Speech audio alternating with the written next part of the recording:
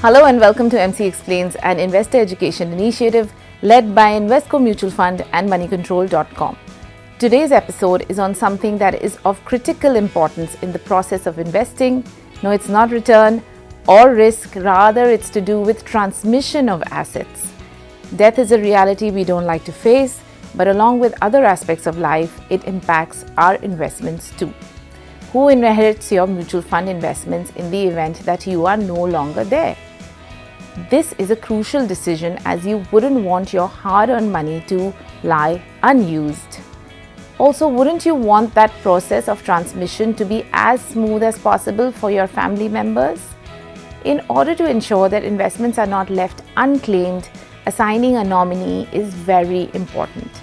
Recently, SEBI has enhanced the nomination rules in order to make transmission more logical and seamless. Here is what you need to know. All mutual fund investments need to have nomination details added unless you have chosen expressly to opt out. This option is there and needs to be selected either online or on the physical form. Nomination is compulsory where there is only one holder and optional in case of joint holders. What you should keep in mind is that nomination is helpful even in case of joint holders because it may happen that both holders pass away at the same time.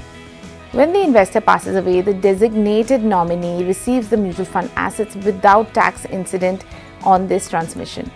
In case of joint holding, the surviving investor has the option to go along with the current nominees or even change them. Effective December 15th, 2025, SEBI will allow up to 10 nominees per investment. This is an advantageous change as it allows investors to look beyond their immediate family in case they want to give back to society, for example. Investors need to provide identification details like PAN, driver's license, or last 4 digits of Aadhaar number for the nominee. Along with this, their residential address, relationship, and date of birth, in case the nominee is a minor, are also needed. Minors can also be added as nominees. In this case, however, name and address of the guardian of the nominee will be needed. Where there are multiple nominees, in the event of assets being transferred, they have the option to continue as joint holders in the same folio or open new folios. Hence, in case nominees don't want to remain invested in the same folio, it can be separated too. Effective December 15th, 2025, for single holders, SEBI will provide an option to empower a chosen nominee to operate the investment account in the event that the investor is incapacitated. Here we are not talking about death, rather it's about managing in a phase which is a lot more inconvenient. There is an additional provision to specify in advance a value or a percentage of assets which can be encashed by the nominee. While listening to these provisions, you may have also understood that although you have a choice, having a nominee is of utmost importance, given that life is rather unpredictable. However, a nominee is not a legal heir, and the courts recognize nominees as trustees of assets until transferred to legal heirs. If you are a nominee and also a legal heir, there is no uncertainty.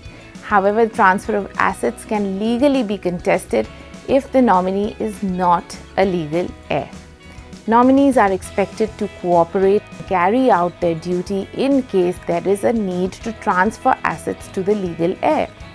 In order to claim assets after the death of the investor, it's not sufficient for nominees' name to be present. As a nominee, you must present your original identity and also the death certificate of the investor. Along with this, the nominee's KYC for mutual fund investments should be up to date, and if the assets were pledged, then there has to be proof that creditors are not claiming the said mutual fund investment as payment.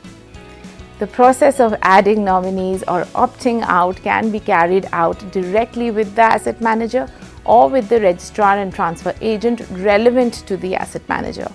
And all of this is doable online and doesn't take more than just a few minutes. With a nominee present, the transmission of assets can be effected and completed within a week's time.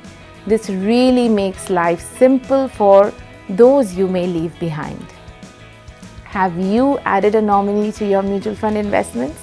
If not, then better get to it soon.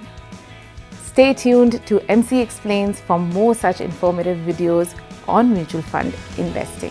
Thank you.